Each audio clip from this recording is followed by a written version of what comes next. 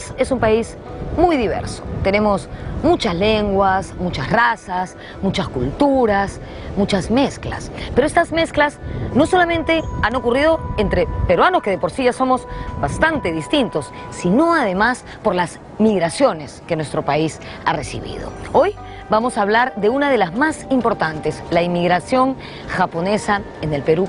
Desde finales del siglo XIX, ciudadanos japoneses comenzaron a llegar a nuestro país con el objetivo de trabajar en las haciendas de la costa. Lo hicieron a través del mar, desembarcaron en distintos puertos. En este, por ejemplo, donde yo estoy en este momento, el hermoso puerto de Cerro Azul en Cañete.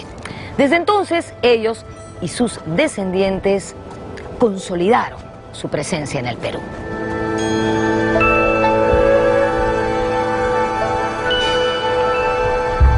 Entre otros temas, veremos cuáles fueron las motivaciones que los trajeron a un país tan distante y tan distinto, cómo los afectó la Segunda Guerra Mundial y cómo, a partir del siglo XX, su presencia fue cobrando fuerza en territorios como el arte, las letras, el deporte, la industria y el comercio.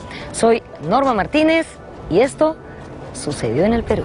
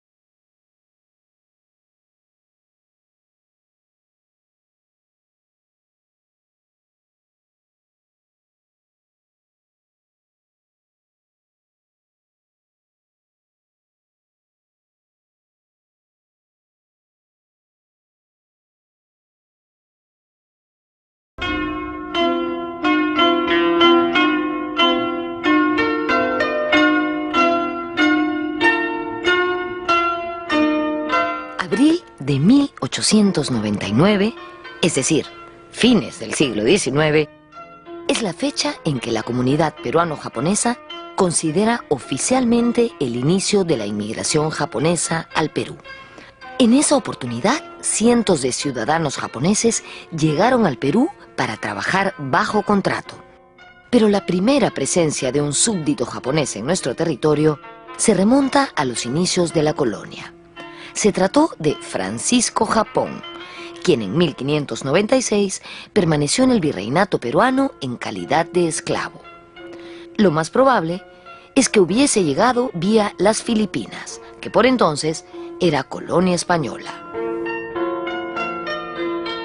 El segundo japonés en el Perú ha quedado en la historia con el nombre cristiano de Miguel de Silva.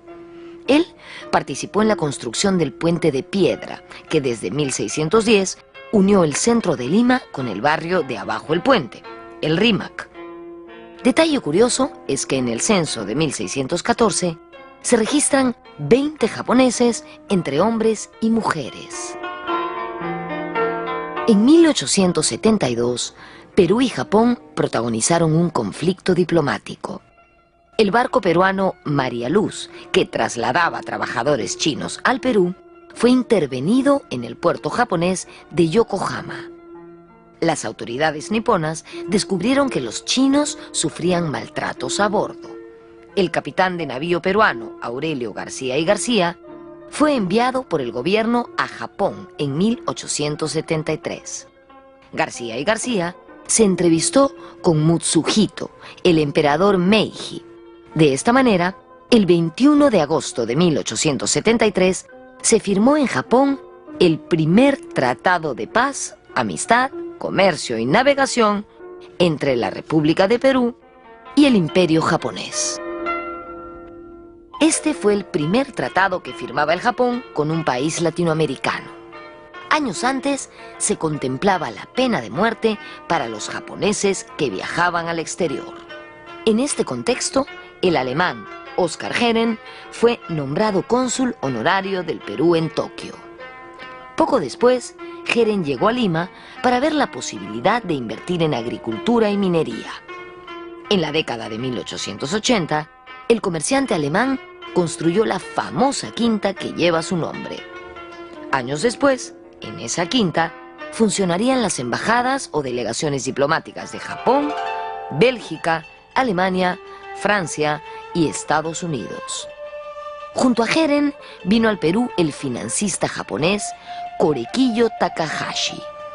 En 1890, Takahashi invirtió $500,000 de yenes en una empresa minera. Se trató de la primera inversión japonesa en el Perú.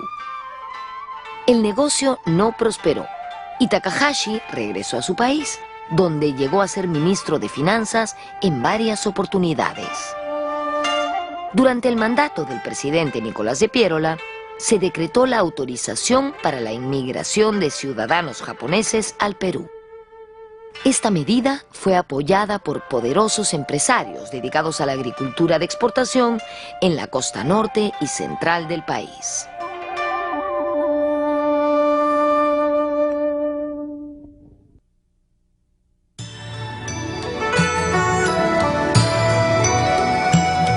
En ese contexto, digamos, coincidía el interés de los japoneses de buscar oportunidades donde fuera y el interés de algunos gobiernos extranjeros en atraer mano de obra, ¿no? En el caso peruano, Perú estaba creciendo, ¿no es cierto? Se necesitaba mano de obra para las haciendas en la costa, ya se había abolido la esclavitud, la población andina no podía o tenía dificultades para migrar a la costa, entonces hacía falta mano de obra, ¿no? Entonces se alienta la inmigración de trabajadores asiáticos, ¿no? Primero los chinos y después los japoneses.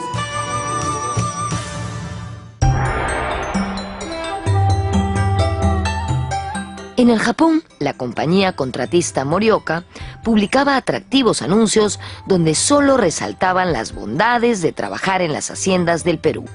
790 varones japoneses se aventuraron y firmaron contrato de trabajo por 4 años. Este primer grupo de inmigrantes provenía de diversas prefecturas niponas, como Niigata, Hiroshima y Okayama. La situación en el país de origen, en el Japón, era un poco difícil. La parte del sector agrícola, de donde son la mayor parte de los inmigrantes, vienen con mucha ilusión, con contratos de trabajo para efectos de dedicarse a la agricultura en toda la costa del Perú.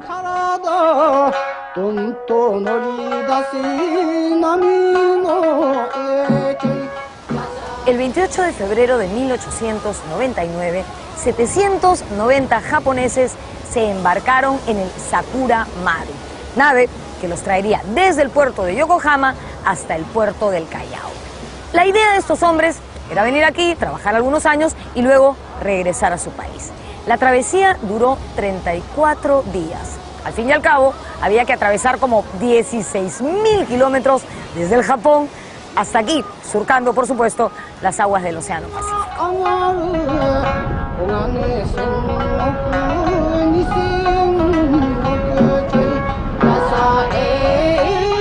El Sakura Maru arribó al puerto del Callao el 3 de abril de 1899 y a partir del día siguiente, sus pasajeros, los japoneses, comenzaron a desembarcar en distintos puertos de nuestro litoral, como Ancón, Supe, Pacasmayo, Salaberry y, por supuesto, Cerro Azul, que es donde yo estoy en este momento.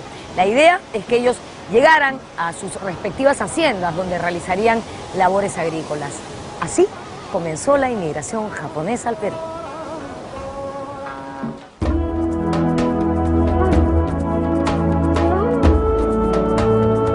Yo creo que en general los japoneses que llegaron al comienzo tenían la idea de trabajar, cumplir con sus contratos de trabajo, ahorrar y volver, ¿no?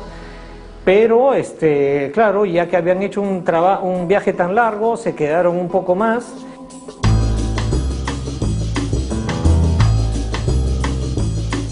Este monumento, ubicado a orillas del mar de Cerro Azul, fue inaugurado el 12 de diciembre de 1999 como parte de las celebraciones por el centenario de la inmigración japonesa a nuestro país. Es un homenaje a esos pioneros inmigrantes japoneses y a sus descendientes. Estos primeros inmigrantes que venían del Japón desembarcaron en Cerro Azul y luego fueron trasladados a las haciendas de Casablanca y Santa Bárbara, que eran propiedad de la British Sugar Company.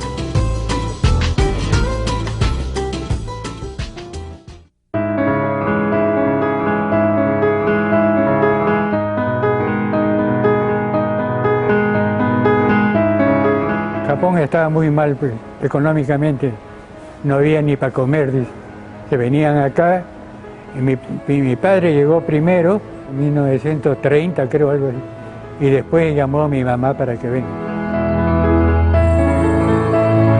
La llegada de los primeros japoneses no produjo los resultados esperados para nadie, ni para los inmigrantes ni para la empresa que los traía. Sin embargo, en los años siguientes, llegaron varios nuevos grupos de inmigrantes. Al parecer, los viajes eran muy duros. Ellos no contaban mucho, parece que fue una época que sufrieron mucho esa cosa y casi ninguno ni que sus padres les contaban nada, no le contaban. Los recién llegados sufrieron maltratos. A menos de un mes de su arribo a nuestro país, se produjo la primera huelga en la Hacienda San Nicolás, al norte de Lima. Los japoneses demandaban el adelanto de 2 meses de sueldo para poder comprar en las tiendas de los chinos y no en las haciendas, donde las cosas eran más caras. Ningún japonés era analfabeto. El primer grupo de japoneses que llegó se atrevió a hacer una huelga por el maltrato, porque sabían sus derechos.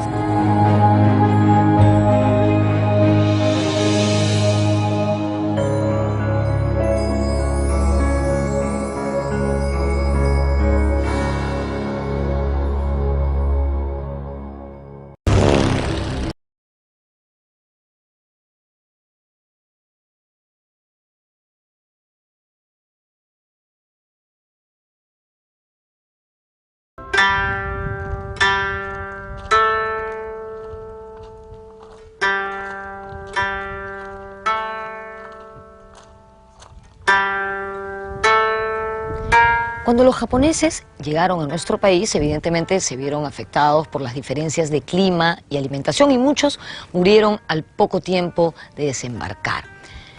Los japoneses, sus compatriotas, se vieron obligados a comenzar a crear espacios para enterrar a sus muertos, cementerios, justamente como este en el que estoy ahora. Este es el cementerio Casablanca, queda en el Valle de Cañete y aquí se enterraron muchos japoneses que murieron en las haciendas de Casablanca y de Santa Bárbara. Debajo de esta cruz hay inscripciones relativas a los Issei. ¿Qué es un Issei? Un Issei es un inmigrante japonés de primera generación.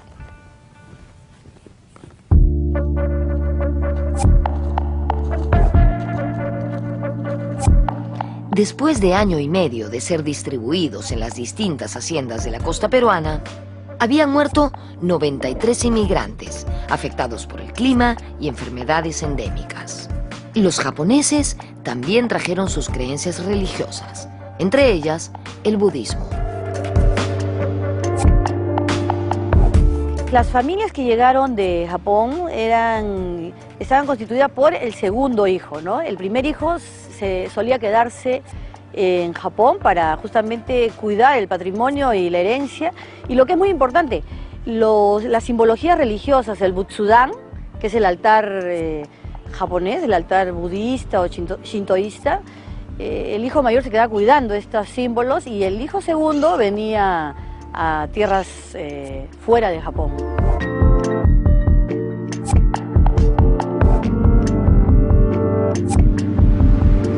Para los budistas, la religión profesada por la mayoría de japoneses, el respeto a los ancestros es fundamental. Por eso, la colonia peruano-japonesa organiza peregrinaciones, tanto al cementerio de Casablanca, donde hemos estado hace un momento, como a este templo, o Gyeonggi. O'Higan y Obon son las festividades principales donde se honra la memoria de los antepasados, tanto con oraciones como con ofrendas.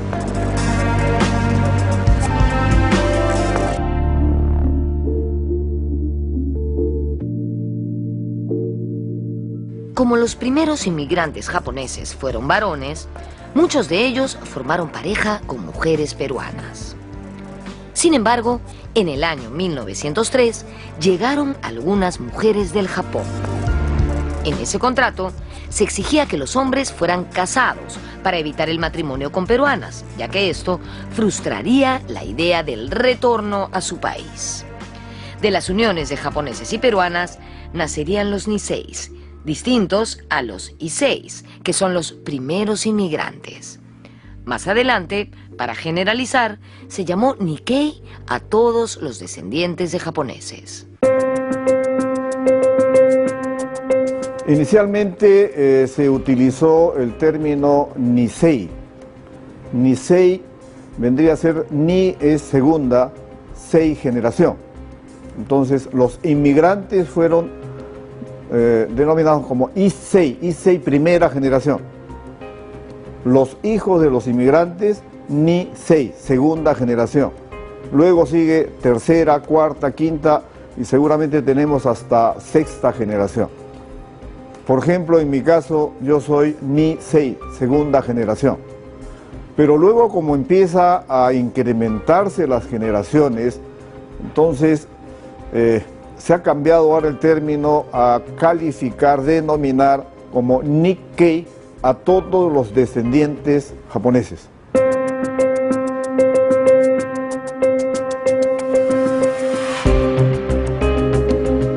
Como todos los inmigrantes japoneses venían a buscar un porvenir por acá, ¿no?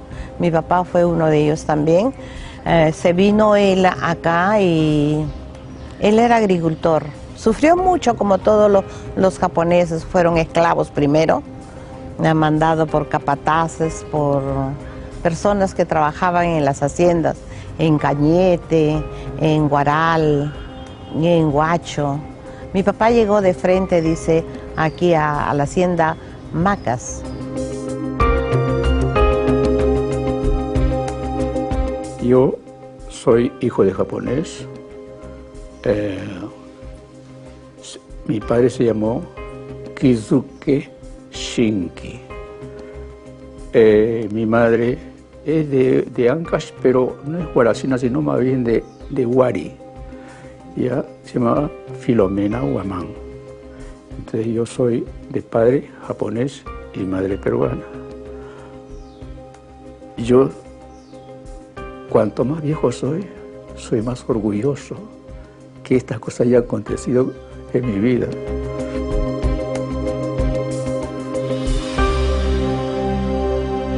Entre 1899 y 1923, la inmigración japonesa se realizó por medio de contrato.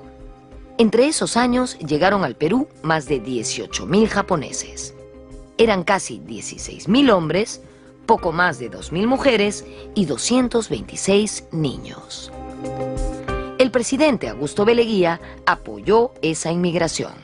El mandatario tenía estrecha relación con los hacendados de la costa norte, favorecidos con la llegada de trabajadores japoneses.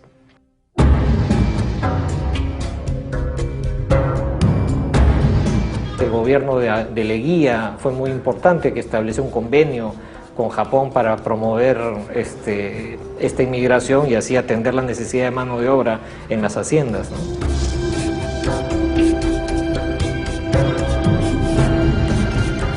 En 1917 se fundó la Sociedad Central Japonesa, Chuo Nihon Jinkai, institución antecesora de la Asociación Peruano-Japonesa.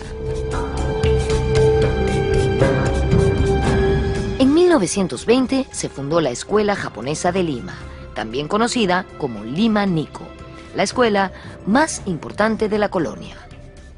Desde un principio, los japoneses se preocuparon por la educación de los niños, con la idea de inculcarles sus principios, costumbres e idioma. La primera escuela funcionó en la hacienda Santa Bárbara, en Cañete. Al artista Venancio Shinki, su padre lo inscribió en la escuela japonesa de la Hacienda San Nicolás, en Supe, al norte de Lima.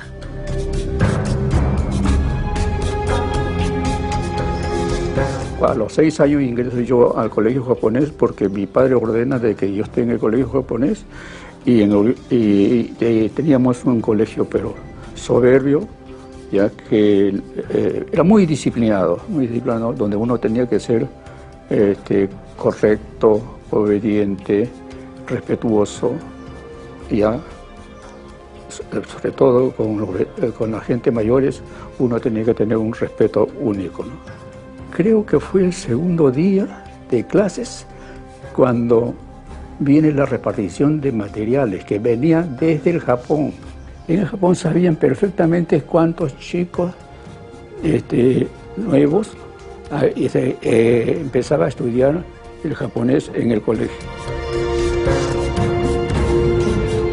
Gran número de japoneses partieron a las ciudades en busca de oportunidades de progreso.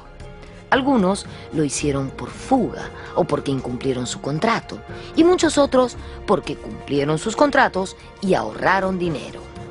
Trabajaron en humildes empleos y abrieron pequeñas fondas, cafetines, relojerías o bodegas. Un negocio muy común entre los inmigrantes fue la peluquería. Ese fue el caso de los padres de Venancio Shinki y de Angélica Harada, la princesita de Yungay.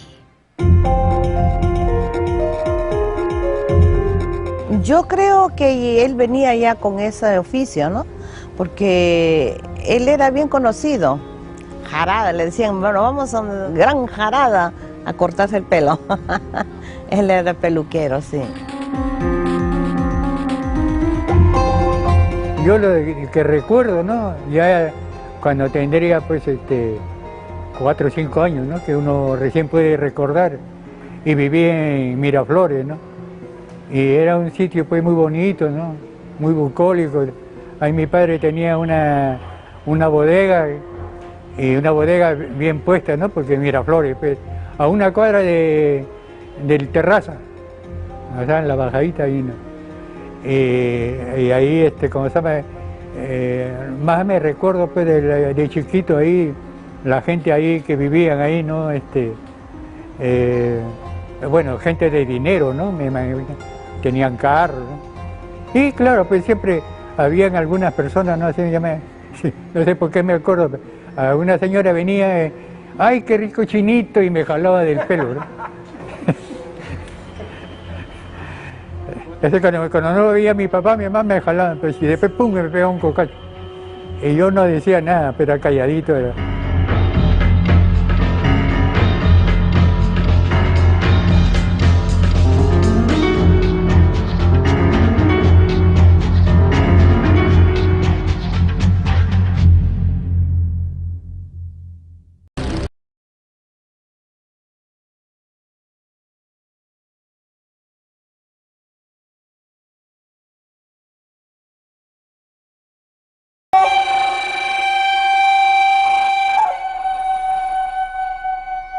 Como una manera de relacionarse entre ellos y de prestarse ayuda, un factor clave en la consolidación de la inmigración japonesa en el Perú fue la costumbre de formar asociaciones.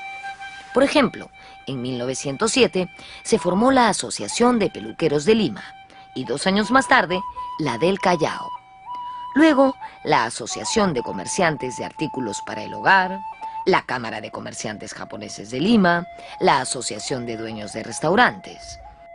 Del mismo modo, una forma de juntar un capital para empezar un negocio fue el llamado tanomoshi o pandero.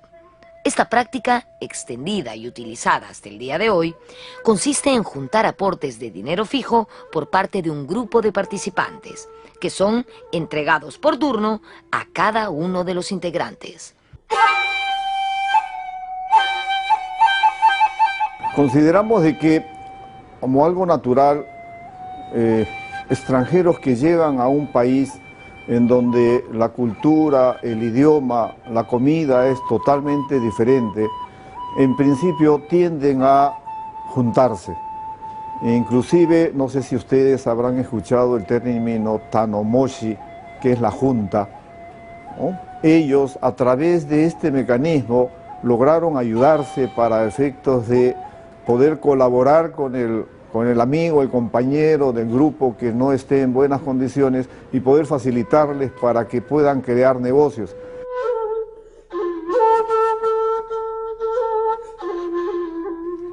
Algunos exitosos inmigrantes de esta primera oleada fueron los siguientes. Ikumatsu Okada, quien logró amasar una gran fortuna.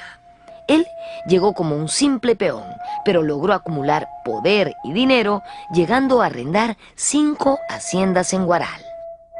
Otro exitoso inmigrante japonés, pero que tuvo un final trágico, fue el empresario textil y minero Seguma Kitsutani. Él tuvo la iniciativa de obsequiar al Perú el monumento a Manco Cápac durante las celebraciones por el centenario de la independencia. Este monumento fue entregado en 1926 y hasta el día de hoy se conserva en la plaza principal del distrito de La Victoria. En 1928, agobiado por graves problemas financieros, Kitsutani se quitó la vida en su lujosa vivienda de la Quinta Jeren. El suicidio se realizó a través del rito del seppuku, conocido también como harakiri. La década de 1930 se va a convertir en un periodo de triste recordación para los inmigrantes japoneses en el Perú. Se acercaba la Segunda Guerra Mundial.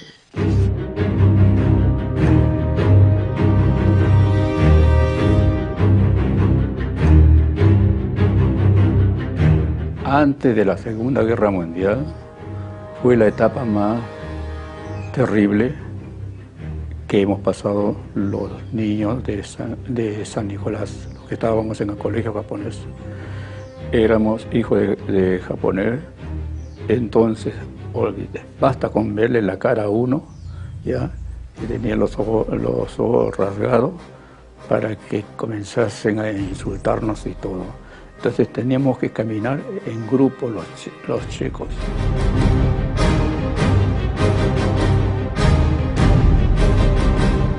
Para la década de 1930, la colonia japonesa había conseguido ubicarse muy bien en sectores como el comercio y el área de servicios.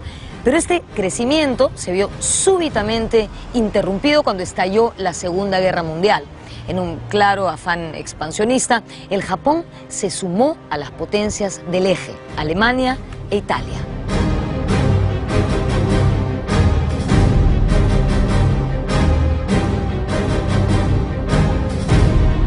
El presidente Manuel Prado se mostró siempre dispuesto a apoyar a los Estados Unidos. Además, esperaba contar con el apoyo de Washington en el conflicto militar que el Perú sostenía con Ecuador desde mediados de 1941. El gobierno peruano apoyó a los países aliados, principalmente a Estados Unidos. Y en 1942, el Estado rompió relaciones diplomáticas con los países del eje. En abril de ese año, de 1942, ocurrió un hecho terrible, verdaderamente vergonzoso. Se iniciaron las deportaciones de cerca de 1.800 ciudadanos japoneses y sus descendientes a campos de concentración en Estados Unidos. Además, se saquearon y atacaron negocios japoneses en varias ciudades y pueblos del país y se confiscaron sus propiedades. Como he dicho antes, vergonzoso, ¿no?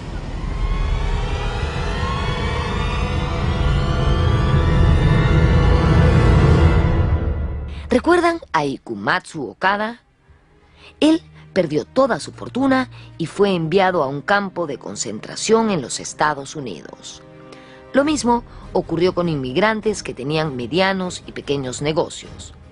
La prensa peruana alentaba estas arbitrariedades, culpando a los japoneses de arruinar la industria y el comercio nacionales y calificando a los Nikkei como elementos de una raza inferior, así como lo oyen.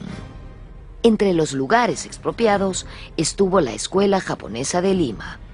en cuyo terreno se establecería más adelante el Colegio Nacional de Mujeres Teresa González de Fanning. Y resulta que Perú estaba aliado con Estados Unidos en una guerra lejana que nadie entendía por qué se tomaban represalias a estos inmigrantes y a estas inmigrantes que solamente vivían en paz y querían ser también parte de este país, ¿no? Entonces ya volver se hizo mucho más complicado y luego de la Segunda Guerra Mundial lo difícil de la situación japonesa también hizo más difícil volver. Entonces eso tuvo como consecuencia que la gran mayoría se quedara, ¿no? Tanto aquí como en países como Brasil, ¿no? Con la derrota del Japón en la Segunda Guerra Mundial, todos los sueños de volver al Japón se terminaron. Todas las familias Nikkei, las familias de descendientes de japoneses y los japoneses, cerraron la posibilidad de volver al lugar de donde surgieron, ¿no? Fue triste para ellos. Yo misma recuerdo a mi padre estar convencido de que este era su país, aunque nunca lo escuché cantar una canción peruana, pero lo sentía como ya más resignado a quedarse en tierra.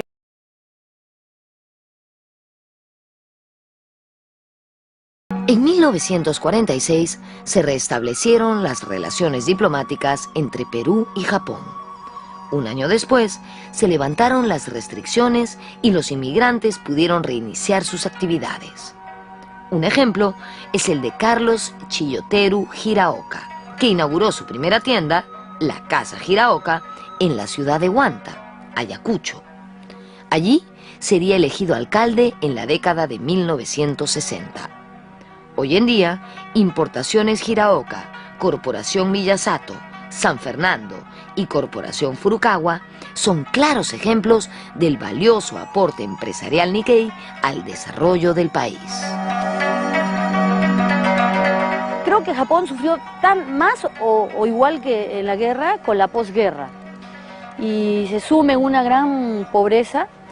Es justamente cuando las familias de inmigrantes japoneses en el Perú contribuyen y colaboran enviando dinero. A fines de la década de 1940 surgieron nuevos medios de prensa de la colonia japonesa.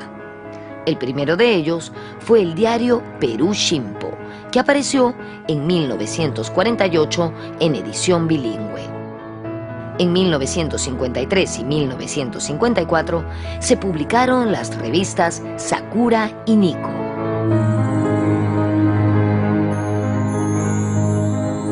Yo estudié en el colegio Kosama, José Galvez de Callao.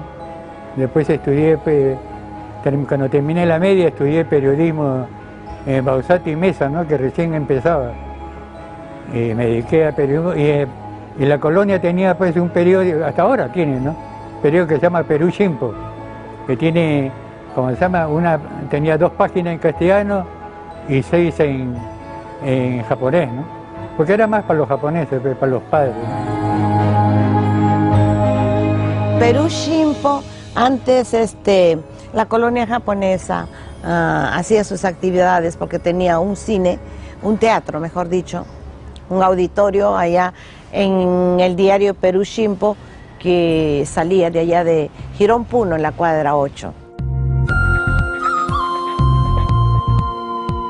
Ricardo, a mí me parece muy interesante todo lo que nos has contado del Japón y etcétera. Yo también soy hija de un migrante español, y me llama especialmente la atención haberme enterado de que has sido torero. Ah, eso sí, claro, a todo llama la atención. Claro, ¿cómo no? Y además yo soy el único, pues, el único loco, ¿no? ¿Cómo así? Es que lo que pasa es que yo de chiquito, cuando se llama, mi papá tenía en el Callao, por el lado del obelisco, una lechería. Y había varios aficionados taurinos que traían revistas taurinas, ¿no? O sea, entonces, para que lo puedan leer todo, lo dejaban en la revista, en la lechería, para que se lo guardemos. Y se lo entregase a algunos de sus compañeros. Entonces que yo leía, después lo entregaba. Entonces yo comenzaba a mirar, pues, y no entendía nada los términos, pero la foto, nada más que la foto. Y así fue que se volvió torero. No, y lo que pasa es que como se llama, y ya digo que de chico, por la calle también en ese tiempo pasaban los toros por la calle, ¿no? Que iban al Camal, porque en el Callao, pero el obelisco está ahí cerca. Pero sobre todo había un novillero que se llamaba El Chacho, un flaco grande, ¿no? Y varios novilleros de ahí, entonces ellos se ponían a conversar ahí a la hora que no hay muchos clientes. Venían y conversaban y hablaban, pues yo lo veía, después veía la revista, ¿no? Y después me decían, ¿quieres ver los toros? Y me llevaban a los toros, pues, a ver la corrida. O sea, desde Callao yo era chico, ¿no? De 10, 12 años, ¿no? Y no sabía, ellos me llevaban y me traían, ¿no? Y cuando regresábamos, por ejemplo, el Chacho, como era el que cuando en la plaza sale un toro muy manso, lo tienen que llevar al corral, ¿no? Exacto, lo devuelven. Entonces sale uno con caballo y con su látigo. Efectivamente. Y él era el que hacía eso. Ya. Pero él venía con el caballo desde el Callao hasta Lima. Ah, se iba a caballo desde el Callao hasta Se iba Acho. hasta la Acho. Entonces de regreso me traía pues atrás y regresaba. Se regresaba a caballo de Acho al Callao. Sí.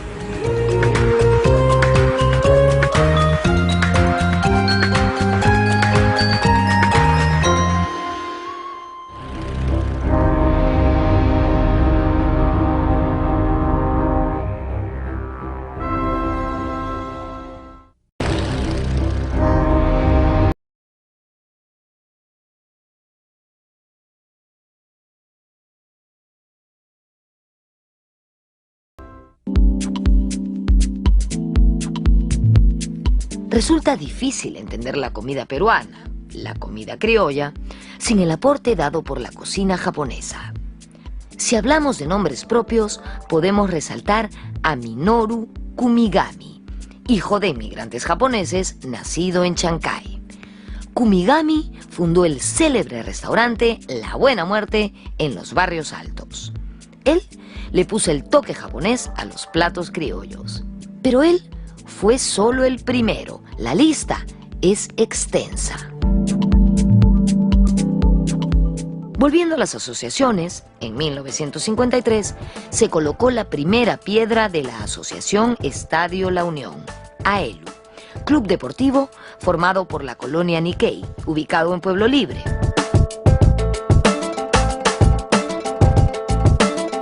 En 1965, el gobierno peruano cedió a la colonia japonesa un terreno en compensación por las escuelas expropiadas durante la guerra. Allí se levantaría la sede de la Asociación Peruano-Japonesa.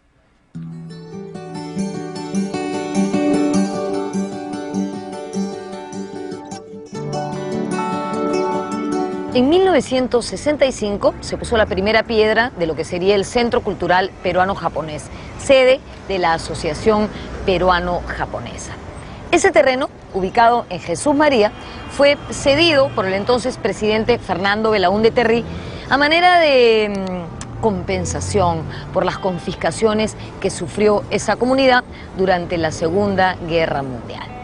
Una de las propiedades expropiadas por el Estado en ese periodo fue la Escuela Japonesa de Lima, o la Escuela Lima Nico, que funcionaba donde hoy funciona el Colegio Teresa González de Fani.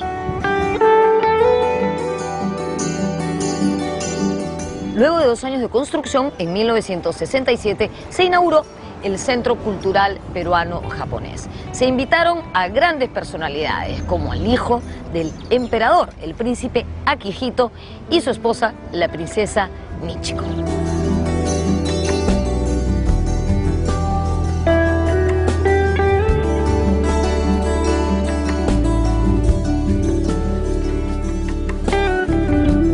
En nuestras instalaciones, por ejemplo, se realizan más de 300 actividades culturales cuya entrada es gratuita y la participación de la población peruana es bastante mayoritaria. En 1981 se inauguró el Museo de la Inmigración Japonesa al Perú, Carlos Chiyoteru Hiraoka, llamado así en homenaje al destacado hombre de negocios.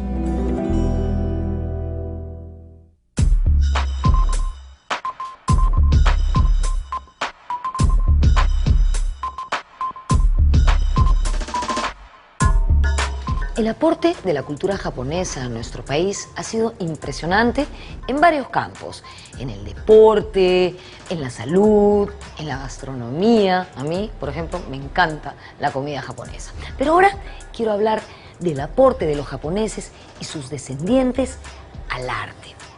Se me ocurre la figura de Tilsa Tsuchiya, la pintora más importante del Perú. Ella nació en 1928, hija de padre japonés y de madre con ancestros chinos y peruanos. O sea, toda una mezcla, como la que muchos de nosotros tenemos. Pero fuera de esta figura gigante de Tilsa, hay muchos hijos y descendientes de japoneses que son fundamentales en la historia de la plástica peruana, como Carlos Runcie Tanaka, Eduardo Tokeshi, Haroldo Higa, Arturo Kubota, Aldo Shiroma, Sandra Gamarra y, por supuesto, Venancio Shinki, considerado el artista Nikkei vivo más importante de la actualidad.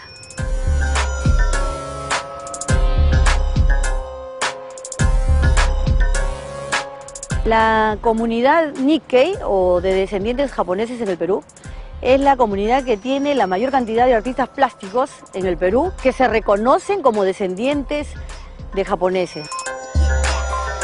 Y en lo que se refiere a la música, no podemos dejar de mencionar a Luis Abelardo Takahashi Núñez, compositor ferreñafano de la conocidísima marinera Saca Chispas. Esa que dice, saca cholo chispas del suelo, ¿sí? Agitando el blanco pañuelo, ¿no? Estoy seguro que muchos de ustedes saben de qué estoy hablando. Dicen que José Watanabe, un extraordinario poeta Nikkei, a quien estoy releyendo y me deja siempre maravillada, le preguntó a Chabuca Granda quién creía ella que era el mejor compositor de valses del Perú. Y ella dijo, Luis Abelardo Takahashi. Si hablamos del folclore peruano, podemos destacar a dos artistas Nikkei. El magistral cantante de huayno huancaíno, Makino Tori, quien era llamado el samurái de los Andes, y Angélica Jarara, la popular princesita de Yungay. Mi pecho es un cementerio, mi corazón es... Me siento muy orgullosa de llevar estas dos razas. Y pues, imagínense que la cultura japonesa como la cultura peruana para mí es lo máximo. En el mundo de las letras no podemos dejar de mencionar al desaparecido poeta José Watanabe, al periodista Alejandro Sakuda y a la poeta Doris Moromisato.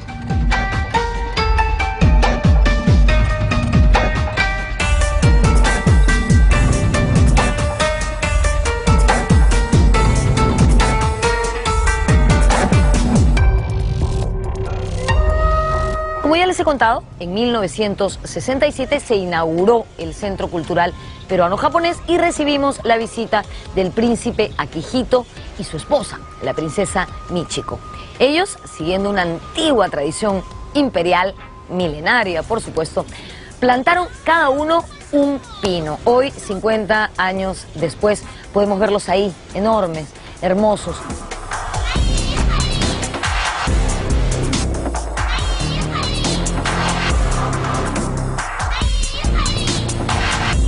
Esto era un símbolo de amistad entre los dos países, pero no son los únicos. En 1999 nos visitó la princesa Sayako. Ella también sembró un pino.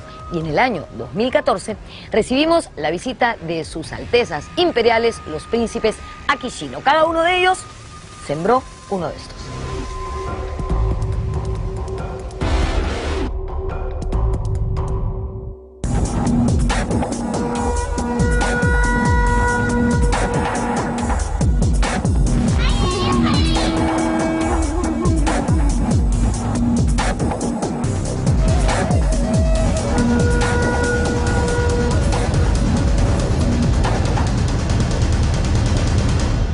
Sin duda, en muchísimos campos, el aporte de la cultura japonesa ha sido fundamental, ¿no? Se me ocurren de manera simple en la gastronomía, por ejemplo, en las artes, en el deporte. Pero nosotros, al menos yo, cuando pienso en el Japón, cuando pienso en la cultura japonesa, pienso en una cultura de sólidos valores, de disciplina, de respeto. ¿Usted cree que ese también ha sido un aporte fundamental de la colonia japonesa a los peruanos?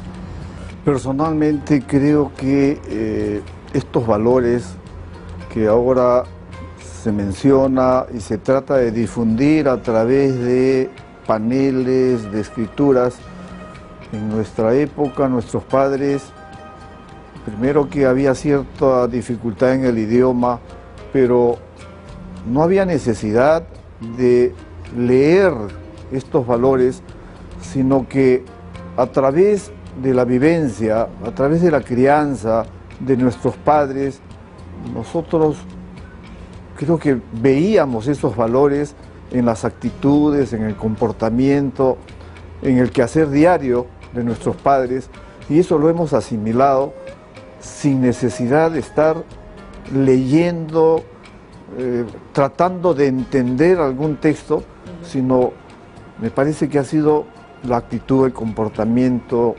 el diario quehacer de nuestros padres.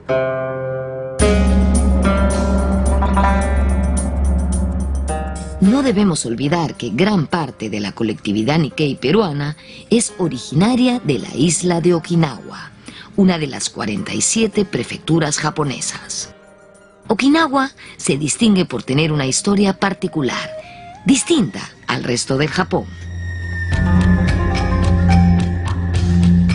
Actualmente la presencia japonesa en el Perú tiene una marca muy importante. Casi el 70% de los descendientes de japoneses provienen o son oriundos de una zona llamada Okinawa en Japón. De allí proviene la mayoría de descendientes de japoneses en el Perú, ¿no? Y cuando yo digo Okinawa, hablo de una religión, de una manera de ser. El aporte de los inmigrantes japoneses ha sido fundamental para el desarrollo del Perú como nación. Si bien existen episodios lamentables que recordar, la riqueza de la mezcla de ambas culturas sigue dándonos muestras de su inmenso potencial. Para finalizar, queremos mencionar también a nuestro campeón de karate, Akio Tamashiro, y al ingeniero Julio Kuroiwa, nombrado en el año 2014 el científico del año por una prestigiosa universidad inglesa. Todos estos nombres surgidos de la fusión son clara muestra de que, hoy en día, es inconcebible hablar de la cultura peruana sin tener en cuenta el tremendo aporte que nos brindaron los japoneses y sus descendientes.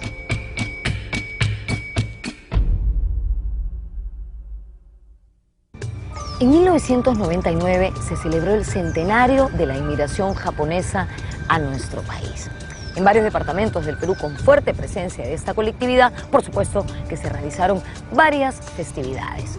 La princesa Sayako, la hija del emperador Akihito, nos visitó en esa oportunidad. Ya les mostré en Cerro Azul el monumento que se levantó en homenaje al primer contingente de japoneses que llegaron al Perú. Aquí, en Lima, en el Campo de Marte, que queda en Jesús María, se inauguró este puente, el puente de la amistad peruano-japonesa, que simboliza la hermandad de estas dos naciones. Debajo de él está grabado cada uno de los 790 nombres de los primeros ciudadanos japoneses que llegaron al Perú a bordo del Sakura Maru. Sin duda, el aporte de la cultura japonesa ha sido fundamental para forjar lo que hoy conocemos como peruanidad.